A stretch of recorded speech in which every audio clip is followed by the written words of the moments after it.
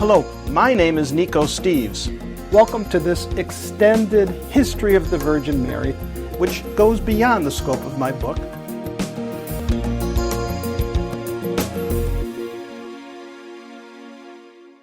Nico Steves here.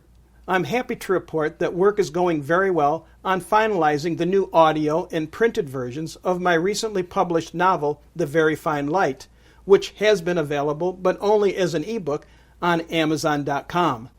These new formats are coming along for release just in time for the Christmas season.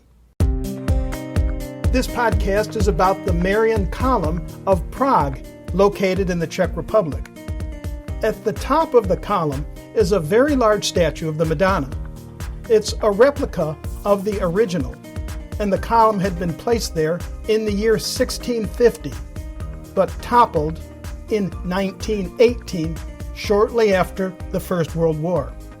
It's taken poets, a deathbed regret from the teardown instigator, plus a sculptor's commitment to return the Virgin Mary back to this place 100 years later. The story of this new Marian column is obscure. It didn't appear in any of the recent materials that I had looked at while on a recent pre-fall trip to the Czech Republic.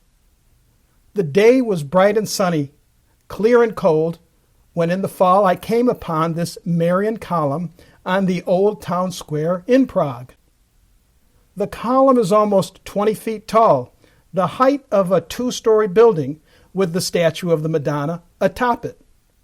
I literally stumbled upon this new Marian column. What captured my attention wasn't the statue of the Virgin Mary high above, but rather it was a photo-size icon of the mother and child that was inside a section at the base of the column. It surprised me to see the Virgin Mary here. I was intrigued. The square is peaceful today, but it has plenty of reminders of the historic past. The Marian column initially began as a monument to honor the Virgin Mary's help during a war in the 1600s, and there it stood for almost 300 years. The challenges over history of the Czech people to be a free and independent nation have been many over its rich history. The Czech people have had to fight to protect and, at times, even to have to reclaim their cultural identity. Little did I know the length of time it took to bring the Marian column back to Prague. It took the success of the Velvet Revolution in 1989, which facilitated newfound freedoms of expression in the modern Czech Republic, that helped bring the Madonna back. And, of course, the Virgin Mary's love for humanity, along with the unconditional love that Jesus has for all of us. Back in 1650, this Marian column was crafted in the Baroque style, designed to raise the eye upwards.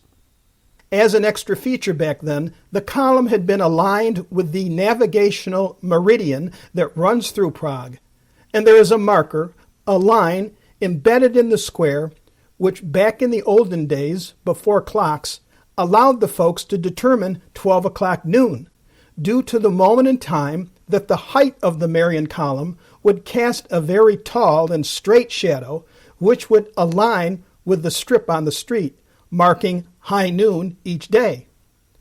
A scholar suggests that the column was the first example of the Baroque architectural style, which today has been so well preserved in Prague, quote, the city of spires.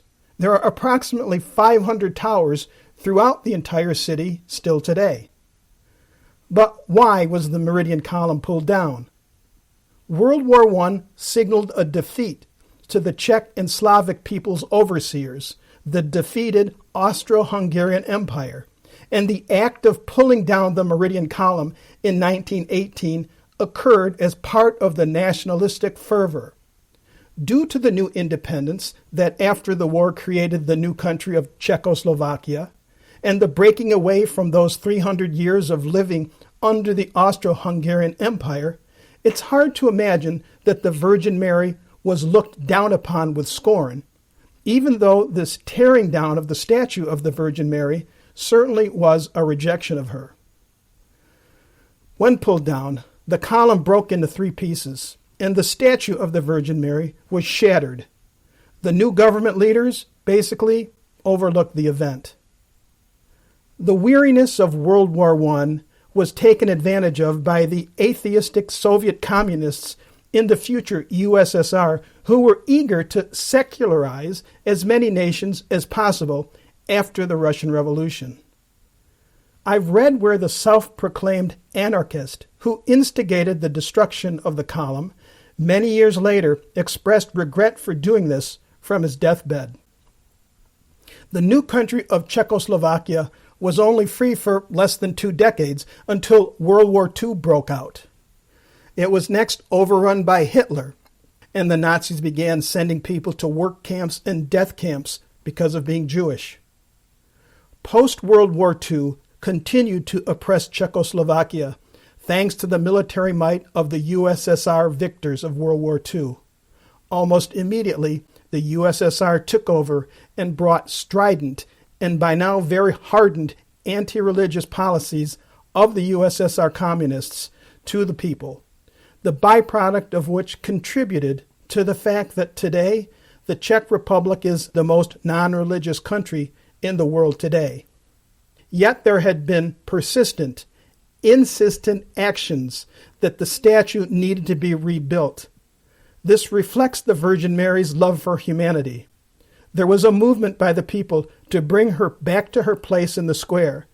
It began 5 years after it was initially pulled down, and though it took just over 100 years in June 2020, the Virgin Mary has returned to her beloved Czech people. My new book, The Very Fine Light, is available on Amazon.com. Please feel free to contact me at NikosSteves.com. That's Nikos Steves, Steves.com. If you like this episode, and for more, share them with friends, and consider William J. Walsh's book, Heaven's Bright Queen, Apparitions and Shrines of Heaven's Bright Queen. This is Nikos Steves. Thank you. See you next time.